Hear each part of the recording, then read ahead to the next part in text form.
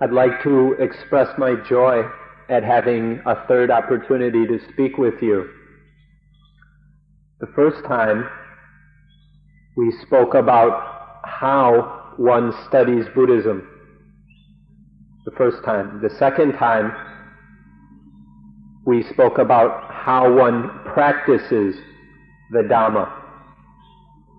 And the third time, today, we will speak about the benefits, the fruit of practicing the Dhamma.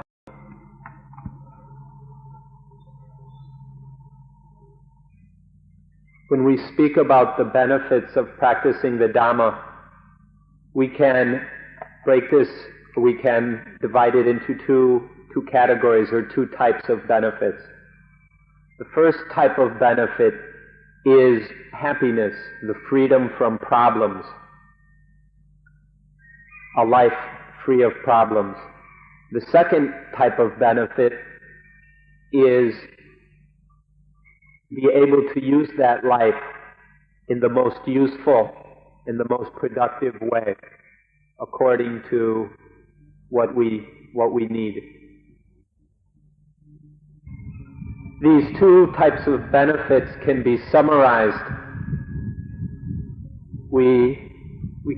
The happiness that results from practicing the Dhamma and the usefulness, the successful living that results. These two together we can call a new life. So in another way we can say that the benefit of the practice of Dhamma is a new life. We'll begin by speaking about the first kind of benefit, a happy life that is free of problems. You should reflect upon and ponder upon the fact that this life goes along in its process controlled by the instincts. That this thing we call life just goes along under the influence and power of the instincts. And these instincts are something that we are not controlling. We are unable to control. When the instincts are out of control, they give rise to something called the kilesa, in Thai gilet, kilesa or gilet. This result of out of control instincts is something we should take a good look at. When these kilesa or mental defilements have arisen, we can describe that kind of life as sad, as sorrowful, or as dukkha. This kind of dukkha is something that we have experienced over and over again, and we have become so familiar with it that most of us don't even think it's a problem. We just think it's normal. And so we'll look at two kinds of living or two kinds of life. Life when these kilesa are in charge, are in control, in possession. Or life when the kilesa are not in charge, when the kilesa are not running things. We'll look at these two kinds of life. If you are unable to see these kilesa, and if you don't understand them, it will be very difficult, if not impossible, for you to receive any benefits from the study and practice of Dhamma. If you're unfamiliar with them, then you won't be able to compare these two kinds of life You won't be able to see how these two kinds of life are different, how a life of defilement is different from a life free of defilement. So, even if it annoys you a little bit, come to understand these things, these kilesa, as they happen in your own lives. Study them and come to understand them as they occur. And the more and more you come to know these things, know the kilesa, as you continually gain insight into them, to that degree you will understand the Dhamma and be able to receive benefits from the Dhamma.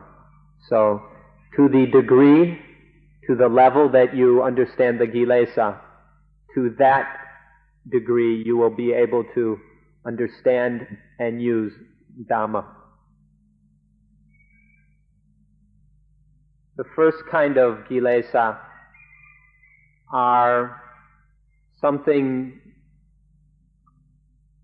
subconscious or below the level of conscious, meaning they don't have an external cause.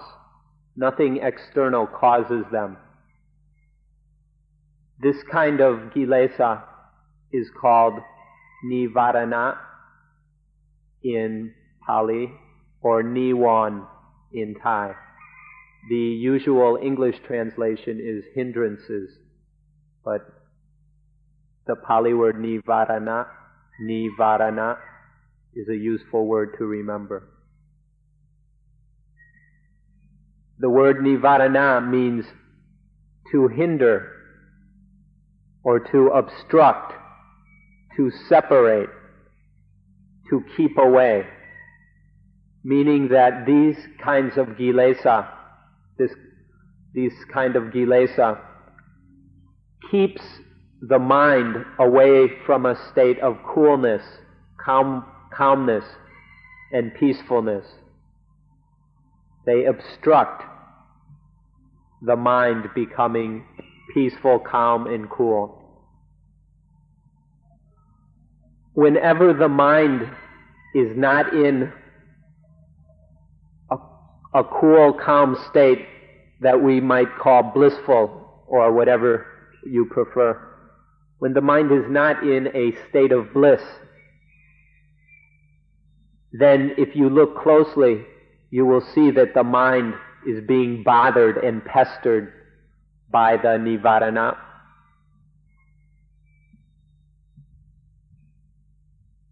The nivarana are discussed in many books and often in great detail.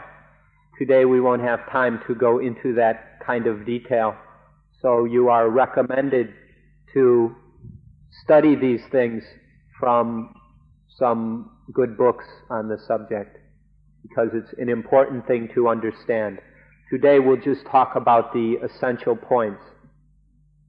The nivarana can be broken into a few different types. The first type comes from a deep inner tendency, from a tendency within that is a tendency towards greed or lust.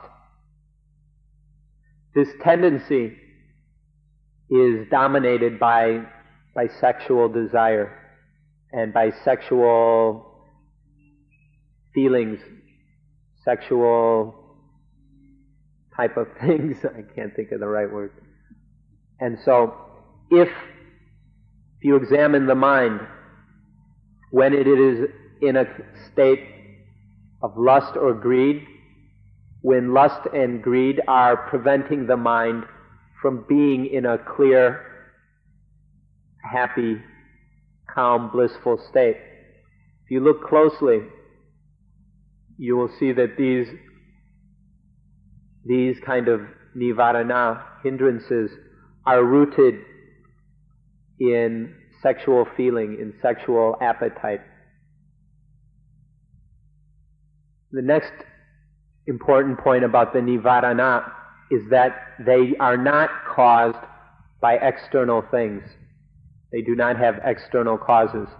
For example, feelings of lust and greed on the level of nivarana do not need someone or something of the opposite sex to come by and trigger the nivarana. We can be alone in the woods, off by ourselves, and still these feelings, these tendencies, these hindrances of lust and greed will still arise. If these arise when they are triggered by an external cause of some sort, we call this the kilesa. They are full-blown, complete, full-strength mental defilements. But these nivarana that we're talking about are not as strong as those. They're a lower, more subtle level of mental defilement, which we call the nivarana, the hindrances. We can say that they are half strength or incomplete kilesa, if we wish. And these incomplete or not full strength kilesa do not need an external cause. They can arise from within.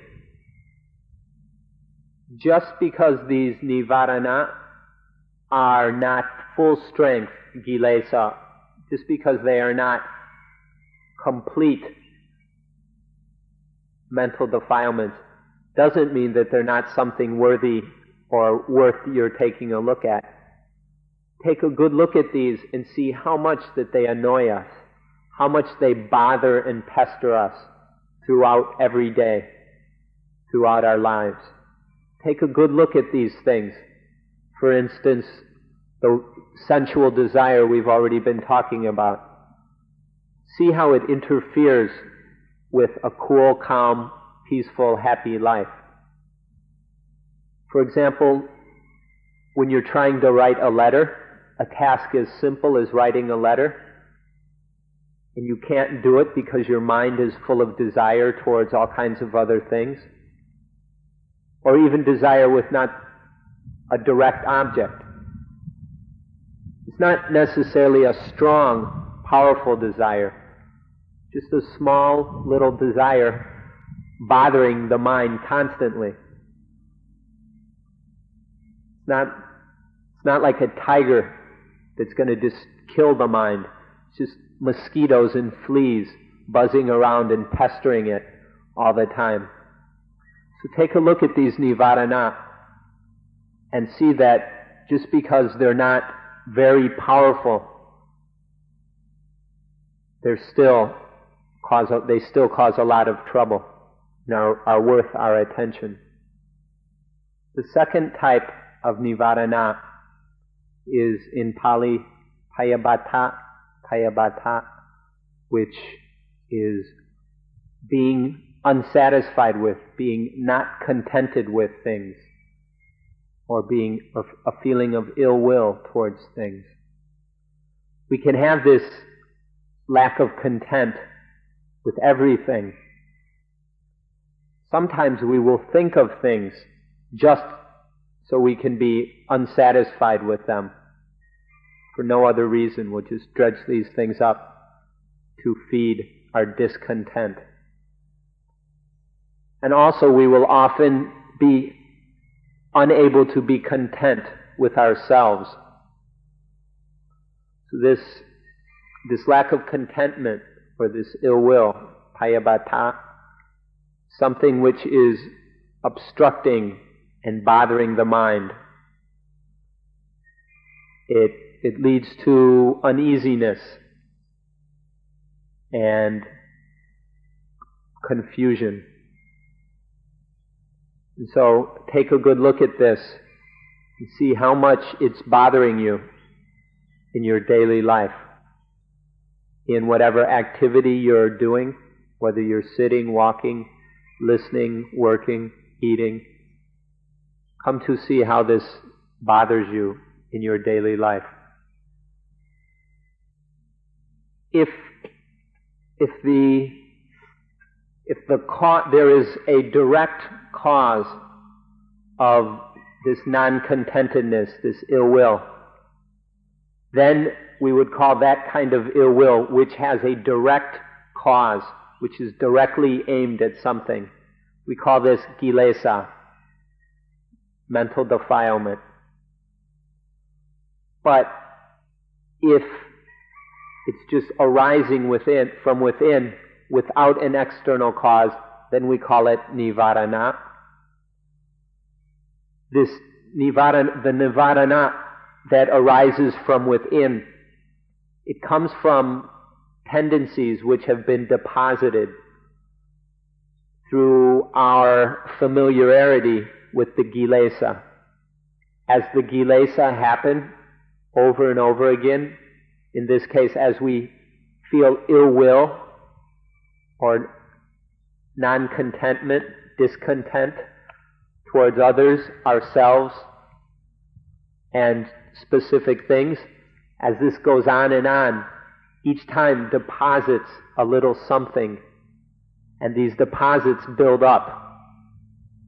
And this build-up is called the tendencies, the anusaya. And from these anusaya come the nivarana. And this is why the nivarana will come into their function of disturbing the mind, even when there is not a direct external cause for them. Because of this, they can be very difficult to deal with.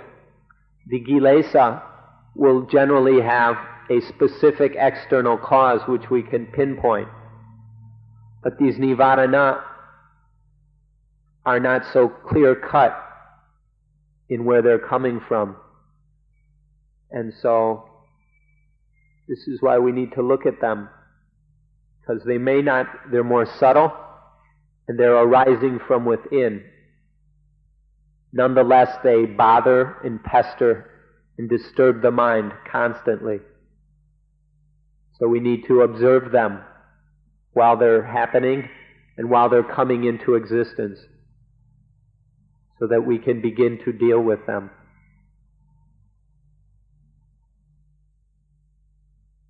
Generally, we talk of 5 nivarana. The first kind, we already mentioned, is sensual desire. The second one is ill will or discontent. The third, fourth, and fifth are all based in ignorance, in delusion. The third kind of nivarana is tinamita. Tinamita is a lack of energy. It's when the mind lacks energy, when it lacks the energy to work, to function normally. It's a lack of clearness and brightness. It's a lack of activeness, when the mind is kind of dull, not sharp. This includes when we're feeling sleepy, when we're sleepy and the mind becomes dull, or when we've eaten too much and the mind is dull because we weren't paying attention to what we were eating. Then it's difficult to listen or whatever we're doing. So this is tinamita, the third of the nivarana. The fourth nivarana is the opposite of the third. It's an agitated mind, when things are always popping up and bubbling up and frothing up in the mind. And we could consider this a kind of nervous disorder. But if you watch it, you'll see this. I think many people have seen it in their attempts to meditate. This disturbance, this out of control activity in the mind, which we can call agitation. An example of this fourth kind of nivarana is when we're unable to sleep at night because the mind won't slow down, it won't stop. It's just thinking and thinking and thinking of all kinds of things. Unnecessary mental agitation. So, when the mind is in a state like this, when it's running all over the place, when it's getting involved with all kinds of things, when it won't slow down, it won't rest, this is agitation. This kind of agitation interferes with whatever activity that we're involved in, such as trying to write a letter. When our mind is like this, we can't stay focused enough on our thoughts and the paper and the pen to write even a small letter. The fifth nivarana, this fifth one is wavering or unsteadiness of the mind. It's uncertainty about what we're doing. Specifically, not being certain that what we're doing is correct and safe. We don't even have this basic level of confidence or of certainty in what we're doing at the moment. And when we lack this certainty, it's wavering, it's doubt about what's happening. This is the fifth of the nivarana. If you're a believer in a religion that depends on strong faith, such as faith in God or faith in something else, then you will probably not have much of a problem with this nivarana. But if you're following a religion that is based in self-confidence, then it's much easier for this doubt, skepticism, and uncertainty to arise. This uncertainty or non-belief or doubt about what we have, what is now, or what we're doing now, can be towards all sorts of things, such as our health or our economic situation or even our personal safety. This doubt about these everyday matters, this doubt can be both on the level of everyday concerns, or it can also be towards the Dhamma, towards that you've been hearing about. Because of this doubt, we are unable to depend on things. We're unable to use things properly because of this uncertainty. So uncertainty about everyday things prevents us from making use of them properly. And when we have doubt about the Dhamma, when we think, it's probably just a load of garbage, it doesn't make much sense. If we have doubt like this, then we will be unable to make any use of it, of everyday things, and of the Dhamma. For Christians, doubt may arise towards God, or the Bible, or about Jesus Christ. For Buddhists, the doubt may be concerning the Buddha, may be uncertainty about the Buddhist scriptures, or the Dhamma, or of the practice. So when someone has even the slightest bit of uncertainty that everything is correct and safe, that person is under the influence of this nivarana. So long as there's just a little bit of uncertainty that everything is correct and safe. And may be possible for you to observe and see that this vicikicca is in the subconscious all the time. So these 5 things together are called the nivarana, not nivarana, like I sometimes say it. The second is a short a, not a long a. So nivarana. These 5 things come to see what the mind is like when it is not bothered by these 5 things, by these 5 nivarana.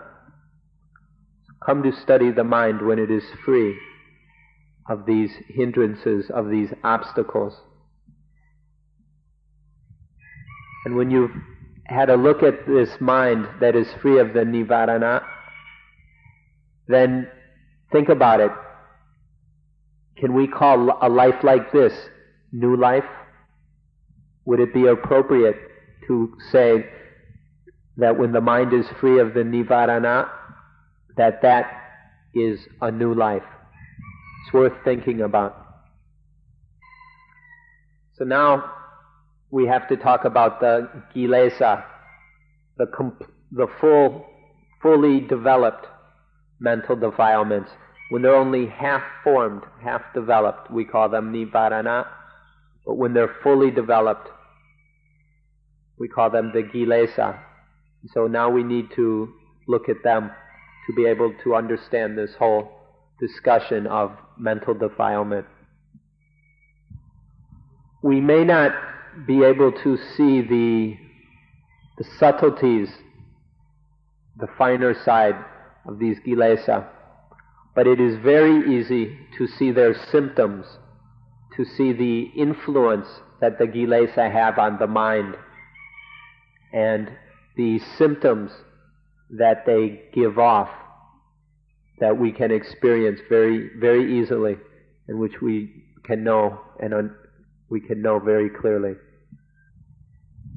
For example, we may not understand what electricity itself is, but we can see all the things it does in various appliances and electrical equipment. Even though we don't know the electricity itself or understand it or see it, we can see its symptoms. There are many, many kinds and types of these symptoms, but it isn't necessary for us to talk about all of them. We will talk about the most important ones which cause the most trouble in our lives. The first one that we will speak of is love. When the mind is in this state of love, see what it's like. Is it enduring any hardship? Is it going through any suffering? Is it carrying any sort of burden? What are the effects of this love on it? This is something that each of us should be able to understand, as all of us have probably had some experience with this thing called love. Last time we mentioned that the meaning of kilesa is something that pierces or stabs. So each of you should be able to know for yourself whether this thing called love stabs, whether it pierces. This you can look and see for yourself. Other meanings of kilesa are something that burns us. Another meaning is something that binds us or chains us. And another meaning is something that encloses or imprisons us. So you can take a look at this and see if it's a problem or not. There are many people who say that love is bliss. But from the Dhamma point of view, we see that love causes problems. It's a heavy burden, and it agitates the mind. It's a very big enemy of peace and calmness. And so, we can all take a look and see whether this thing called love is bliss or whether it's got a few drawbacks. This thing that in everyday speech is called love is conditioned by ignorance. Even if sometimes, in some situations, there is a love that is conditioned by wisdom, generally it's conditioned by ignorance. And so, even this kind of love that is conditioned by wisdom, once it arises and we start calling it love, then it becomes ignorant again. Take a look at this thing called love and see if it's a problem or not. It's a burden that comes from the instinct to preserve the species, to reproduce. Take a look and see what problems it causes.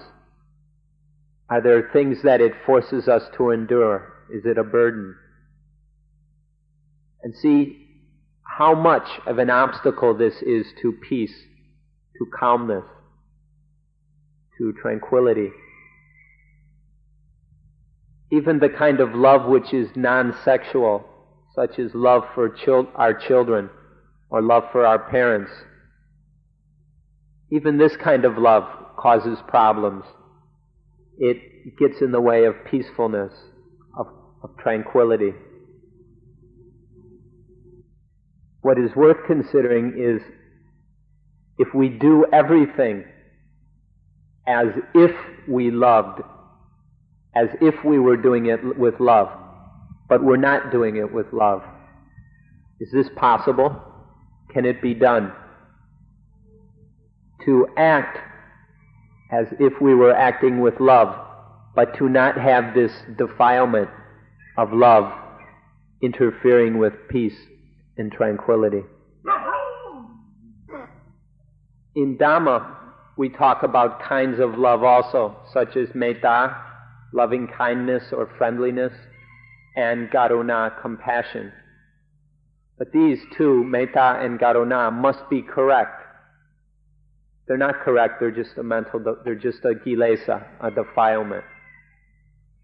If metta and karuna are done with distinctions, or if there is, then they lead to problems. Or if we're unable to love what we want to love, is that a problem? So, the things that we may speak of in Dhamma as love or related to love, these need to be done correctly, or otherwise they're just a mental defilement, either directly or indirectly. So in summary, love is a problem because it prevents peacefulness. So it needs to be controlled. Or, if possible, it needs to be abandoned and given up in order that there can be true calmness and true peacefulness. And so we must change this from from defiled love to Dhamma love, from defiled love to Dhamma love. So a kind of life that is free of the influence of love, free of the agitation in non-peacefulness which love causes. Can we call this a new life? Can we call it a new life? The second kilesa, or kind of kilesa, is anger or hate, or disliking, not liking. This is another kind of fire which burns. It imprisons us. It disturbs us. This anger is something that each of us can know, which each of us knows. We know how unpeaceful it is, how disturbing it is. I'm sorry, with the last one, I said anger and tacked on a few other words. But let's separate them and have a third one. So there's anger is the second one. The third one we can call hate, or not liking, which is somewhat different than anger. So when something dirty comes by, or we see something ugly, something disgusting, hate arises. And we're unable to control this hate. It happens. And this is another kind of burning, another kind of possession of being out of control, which is very disturbing and very destructive. So, think what it would be like when there's nothing to love, nothing to hate. When there is nothing that we hate or do not hate. For example, for the arahants, or the fully enlightened people, who, for them, there was nothing that they loved and didn't love. There weren't things that they hated, there weren't things they didn't hate. Think about the kind of peacefulness that would be, that is. Don't misunderstand and think just because we don't hate something that it's going to be dangerous for us. But in fact, it's the hating that is dangerous, and not hating is safe. For example, in this world there is one rather disgusting example of hate. White people hate black people. Black people hate white people. What's the reason for this? There's no reason for hate like this to exist. And if we understand properly, then we won't hate. There will be no hate. Fourth Gilesa is fear. This is fear based on desire, it's based in selfishness, it's based in ignorance and non-understanding. Fear is something that everyone in the world knows. And because nowadays everyone in the world is afraid, especially we're all afraid of nuclear war, nuclear devastation. When we're afraid, we become helpless. When there is fear, then we don't have the ability to struggle or to cope or to deal with the situation. So to be unafraid is much better. Fear comes from the instinct of egoism. And if there is not enough knowledge and wisdom, it isn't possible to control this instinct. But through the study and practice of Dhamma, the necessary and sufficient wisdom can be developed so that this instinct can be controlled, and then fear will not arise. Understanding of and wisdom about anatta, non-self, will help us to be free of fear. It will help us to take ourselves out of its control, out of its influence. All of you can probably see that this fear has no use whatsoever, that all it does is lead to dukkha. And so, if we are able to be unafraid, even in the face of fearful and frightening things, then we will be in a much better position to deal with them and to do the business of living. Even when we must struggle with an enemy, if we can do it without fear, we are in a position to struggle most efficiently and most skillfully. But if there is fear, our abilities are weakened, our wisdom is diminished, our mindfulness will be weak, and most likely we will be defeated by whatever enemy it is. But if we are unafraid, we can use our wisdom and mindfulness and skill in order to defeat this enemy. There are other kinds of kilesa, such as worry. This next one is a kind of worry. It's like nostalgia, or like always thinking about things we love. It's a kind of worry associated with things we love, and that we can't get these things out of our mind, and we're always just going round and round, bothering ourselves, worrying about them, wondering about them, and this gives us headaches, and it keeps us from sleeping at night. This is another kind of kilesa. The next one is envy or jealousy. This is a result of, this is instinctual. In children it happens without them having to be taught. And this envy or jealousy, it's a big problem for the person who feels the envy or jealousy, but it's no problem at all for the object of the envy and jealousy. The next one is stinginess or miserliness. It's a kind of selfishness, for example, between husband and wife, when one or the other won't share anything with the other, like a husband won't give anything to his wife. So these 6 things are examples of the kilesa. There are many, many kinds of kilesa, many, many possible examples to talk about, but we don't have the time. So we've used these 6 examples to illustrate how when these 6 things when these are present, that there is no happiness.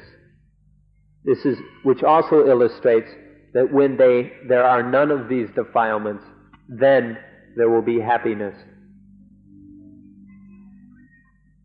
So when the mind is free of these symptoms of the kilesa, these symptoms that we have discussed as illustrations, when the mind is free of these symptoms, then there is peace, coolness. So this is the first of the benefits of the practice of Dhamma. And now in the time that remains, we'll talk about the second benefit. This first benefit is one kind of the new life that results.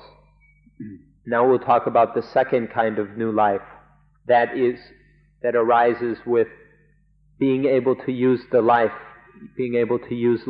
skillfully, in the most skillful way, in the most useful way, according to our needs. First is, there is enough control that happiness will arise whenever there's a need for it to arise. For example, when we have practiced mindfulness of breathing completely, when we have mastered the whole process, we will be able, then it is possible for genuine happiness to manifest whenever and wherever. When there's a need for it, there it is. This is because that after practicing Anapanasati fully, we have power, we have control over the mind. Which means we can have instant happiness as we need it. Second is that we can make use of the sense organs to such a highly developed level that we could even call them divine, divine eye, divine ear. By this we mean that they have more ability, more effectiveness than is ordinary. So eyes that are more efficient than ordinary, ears that hear better than ordinary, and so on with the other sense organs. Third is the ability to control the mind so that it is always in a state of correctness.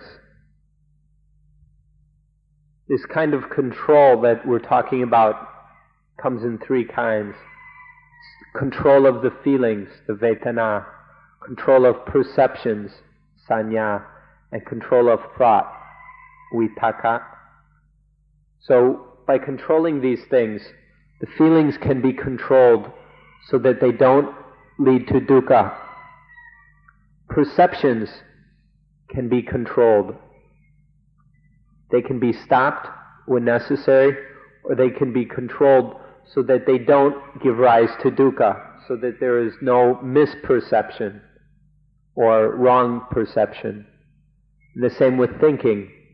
Thinking can be stopped, or thinking can be controlled so that it is correct, and so that thinking, the perception, feelings no longer lead to dukkha, but when necessary can be used as we need to use them without giving rise to dukkha. For example, with feelings, delicious food. If we're unable to control the feelings that arise with delicious food, then we get deluded by the deliciousness and eat more than we should, and this causes problems. But if there is control of the feelings, then this doesn't happen. The feelings are no longer our boss or our master. They don't control us, and we are free. We don't change the deliciousness into disgustingness. If it's delicious, it stays delicious. But instead of being controlled by the deliciousness, we are no longer controlled. It's recognized as delicious, it's experienced and known as delicious. But instead of getting lost in the deliciousness, there is self-control. We just say, tatthata, suchness. That's all it is. It's just delicious, nothing more. And then there is freedom.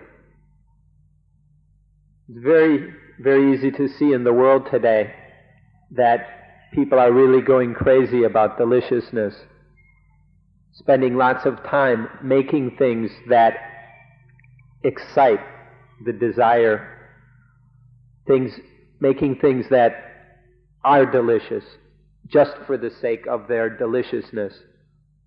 And then we're competing for these things, and we're getting in fights over these things, and we're having wars because of these things. All because we are not in control of deliciousness. We are its slave. The word Satan, the devil, or in Buddhist, Mara, the tempter, comes from stupidity and ignorance about deliciousness.